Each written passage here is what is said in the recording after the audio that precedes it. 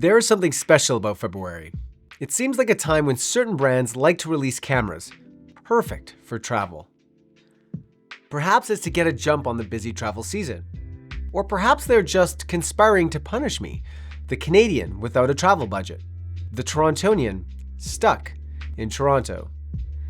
Instead of palm trees, I have steam stacks. Instead of beachgoers, down-covered survivalists. Instead of epic landscapes, I have dirty, frozen, and yet also weirdly wet streets. But hear me out, because in all of this, if I can find joy and create pleasing images in such an inhospitable environment, then I think it says a lot for a camera. With merely 2 full days to pressure test the OM-3, I am going to learn very quickly why this camera could be a big deal. Personally, I've long since abandoned Micro Four Thirds for larger formats and my beloved APS-C. However, not to be a stick in the mud, I'd like to believe I can still be charmed by this format, and we'll see if this camera certainly has what it takes. Though it didn't take long for me to realize that I didn't have what it took to stand on cold and windy street corners. So I did what all respectable Torontonians do in February. I went inside, and more specifically, underground. The camera also came with me the following day for some model test shoots. The camera isn't really made for this scenario, but you work with what you have, not the palm tree line vistas you want. With the OM-3, OM Systems wants to convince photographers that Micro Four Thirds isn't just for wildlife, but for all of life. I have my opinions on all of this, but before I unleash them, here is the feature hit list. With the body inspired by the iconic Olympus OM-1 film SLR, the OM-3 is designed for those who seek both fashion and function. For all intents and purposes, it's really an OM-1 Mark II in a new body, which is lighter and thinner than the OM-5. This includes a robust all-metal body, dust, splash, and unlike me, freeze-proof. Like the flagship OM-1, the OM-3 is equipped with the TruePic X processor, which powers its industry-leading computational photography. The 20-megapixel stacked BSI Micro Four Thirds sensor has physics on its side, with some of the very best image stabilization at 7.5 stops, and AI-powered autofocus performance that aligns with the growing industry standard. Where the OM-3 steps away from the OM-1 Mark II is enhanced video modes, directed to the growing chorus of content creators, along with a plethora of tunable picture profiles for your photography. And that's what we're really going to zone in on today. Micro Four Thirds is about size and value. Instead of spending loads of money on a large sensor, the investment is directed into the processor and the performance. The smaller sensor also means everything can be downscaled, smaller bodies, smaller lenses. In a world where every camera produces a great image, the user experience is becoming increasingly more important. Much of my time with this camera was spent analyzing what it's like to use. We'll cover some of the other performance features, but inside this camera is nearly a carbon copy of the OM-1 Mark II, so we'll mostly focus on what makes it different.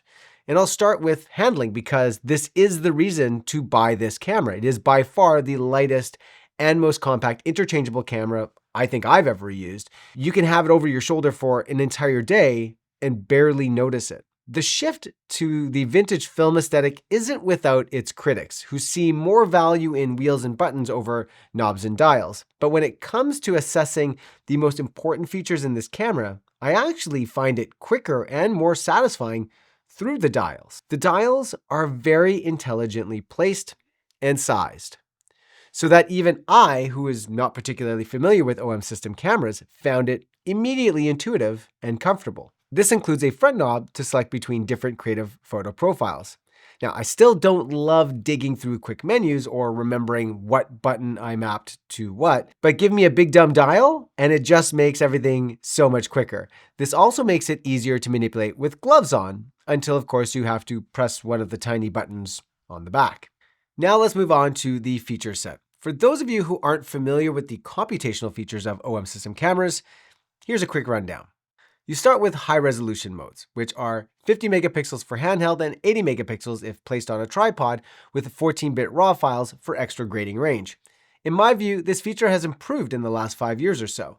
I don't know how these images stack up to an actual 50 megapixel or 80 megapixel camera, but they certainly show a drastic improvement in the resolution in my samples. The downside, of course, is that this uses a multi-sampled image and wouldn't work well for anything moving significantly. We then have 6 stops of electronic simulated neutral density, which means that this is only a photo feature. You'll still need the real ND for video, and it's worth the note that the OM-1 Mark II has 7 stops. Likely just a choice by OM to keep something special about the OM-1. After that, there are 3 levels of electronic graduated neutral density, which is customizable in both direction, angle, and softness. I use this feature far more than I anticipated, and you'd be surprised where it actually comes in handy. Can you accomplish this in Photoshop with a healthy RAW file? Yeah, probably, but it saves the step, especially if you're shooting and posting to social media on the fly.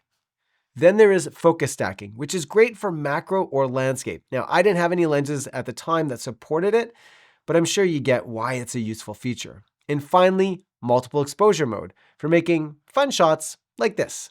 And no conversation about Micro Four Thirds is complete without mentioning that continuous burst shooting climbs to an unfathomable 120 frames per second.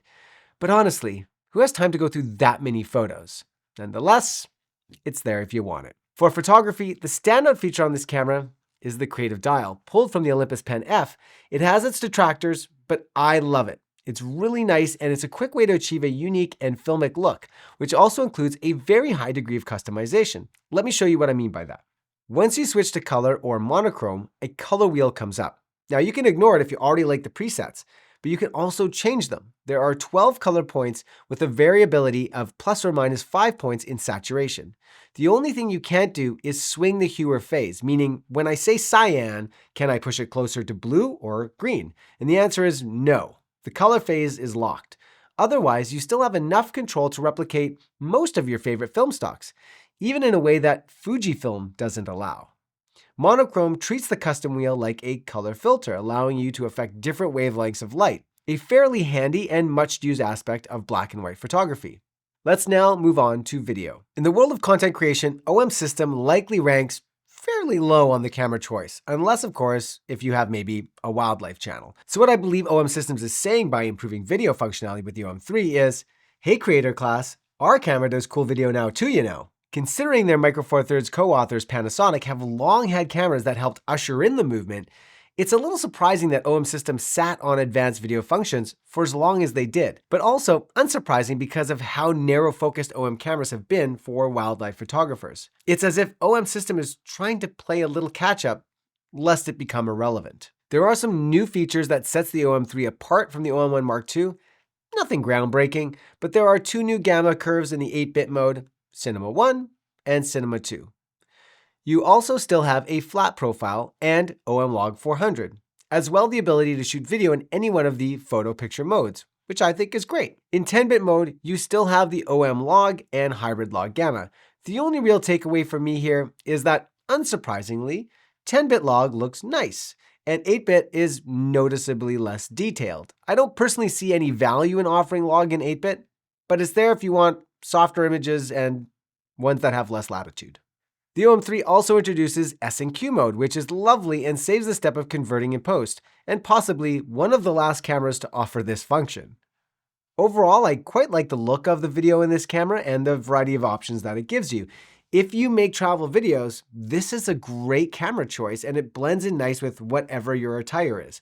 The handheld stability is also great, which I love because there is one thing I will never do while traveling, and that is use a stupid gimbal. My only beef with video is that the record button is very small, and like the OM-5, it's jammed up right next to the dial that requires far too much precision and dexterity for my preferences.